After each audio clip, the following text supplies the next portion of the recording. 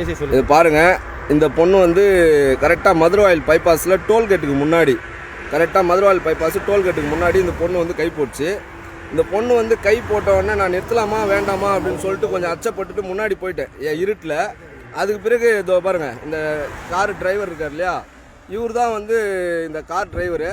இவர் எனக்கு பின்னாடி நிப்பாட்டினார். நான் இருந்தாலும் ஒரு அச்சப்பட்டுட்டு வேகமாக போயிட்டேன். கரெக்டாக மதுரவாயில் டோல்கேட் கிட்ட போயிட்டு ஒரு போலீஸ் வேனை கூட்டிகிட்டு ரிட்டர்ன் வந்தேன். பார்த்தா இந்த கார் உள்ளேருந்து 5 பேர் அந்த இந்த டிரைவர் கழுத்தில் கட்டி வச்சுட்டாங்க.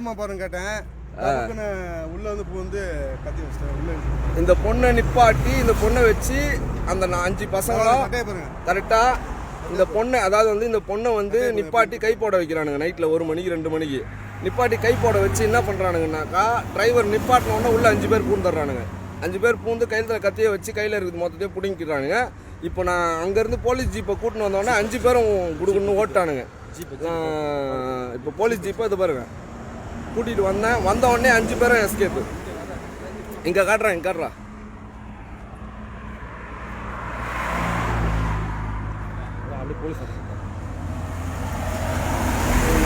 இந்த பொண்ணு தான் பாருங்கள், பைபாஸில், அதாவது மதுரவாயில் பைபாஸில் நீங்கள் எப்போ யாராவது வாகனங்களை ஓட்டிகிட்டு வந்தாலும் இந்த மாதிரி பெண்கள்லாம் கை போட்டாக்கா தயவு செய்து நிப்பாட்டாதீங்க.